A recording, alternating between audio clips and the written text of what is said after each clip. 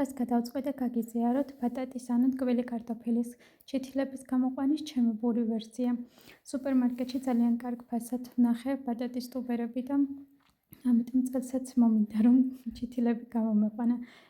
წინა წლის გამოცდილებით ძალიან ბევრი რამე ვისწავლე და სხვადასხვა მეთოდი არსებობს ჩითილების გამოყვანის. ამჯერად მე წყალში ჩადებით, ტუბერის წყალში ჩადებით მეთოდს გამოვიყენებ. ზოგი მაგალითად ნახევრად მიწაში დებს ხოლმე, მაგრამ რატომღაც ჩემთვის ეს უფრო პრაქტიკული და მარტივი მეთოდია.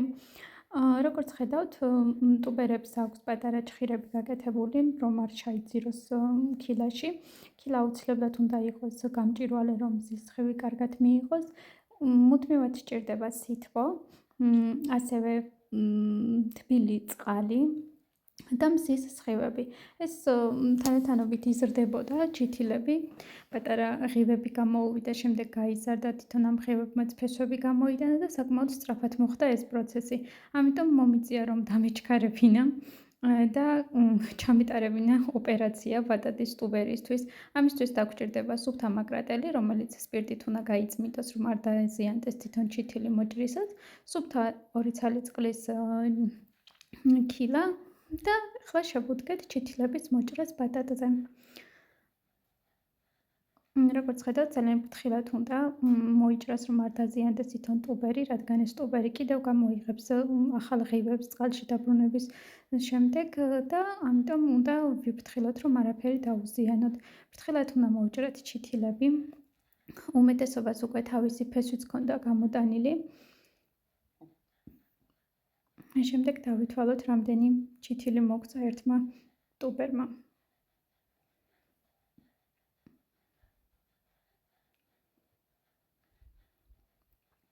ზოგს უკვე იმხელა ფესვი ჰქონდა განვითარებული, შეიძლებოდა ჩვეულებრივ რომ მიწაში გადაგვეტანა.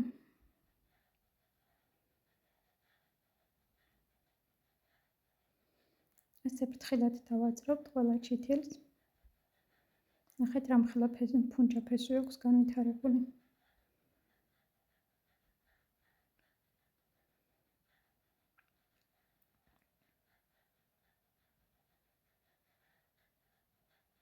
და კვლავ ტუბერს დავაბრუნებთ ისევ სუფთა თბილი წყალში და დავდგავთ ისევ მზის სხივებთან ახლოს, სითბოში და კიდევ გამოიღებს თავის ჩითილებზე.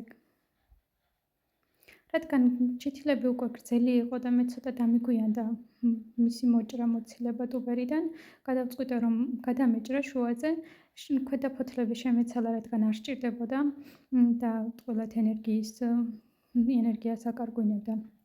საკვებ ნივთიერებებს აცლიდა თვითონ ჩითილის ძირს. ქვემოთა ფოთლები შევაცალოთ და გადავიტანოთ ესეთ სუფთა გამჭვირვალე ჭიქაში.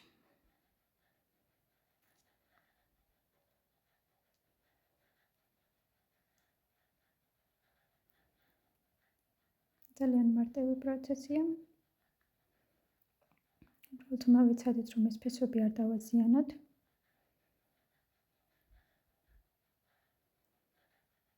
ახლა ვათვალიერებ შეიძლება თუ არა გადაჭრა, არის თუ არა უკვე იმისი გზა, რომ ორად იქცეს ერთი ჩითილი. ზოგი მაგალითად მხრებს რომ ეძახიან ფოთლებსა და ღეროს შორის ადგილს, იქ ჭრის ხოლმე და ასე ამრავლებს.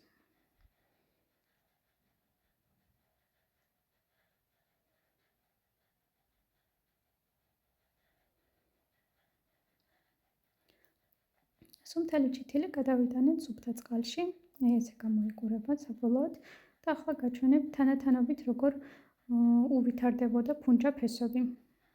ნახეთ, თითქმის ყველა გაღივდა და უკვე დრო იყო რომ მიწაში გადაგვეტანა, ცოტა დაგვიანებულიც კი იყო. უბრალოდ ცივი ამინდები იყო და არ მინდოდა რომ გაფუჭებულიყო. ამისთვის დაგჭირდება უნივერსალური ნიადაგი.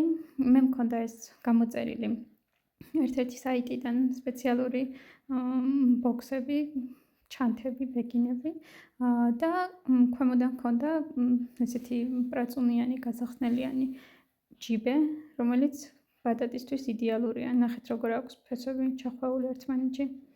ახლა ეს ფესვები უნდა გამოვანთავისუფლო ფრთხილად.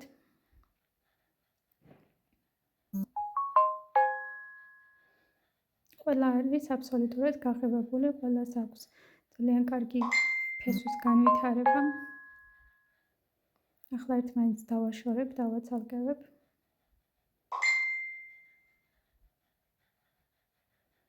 ნახეთ რა მხოლოდ ფესი აქვს.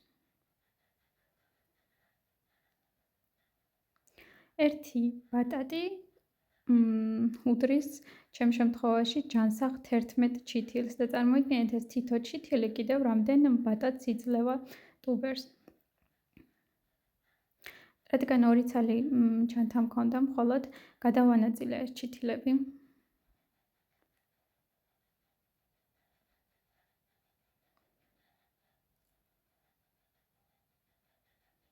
და დავიწყე უკვე მიწაში გადატანა. ერთმანეთისგან დაშორებით ჩავდგე. ასე გამოიყურება საბოლოო ჯამში.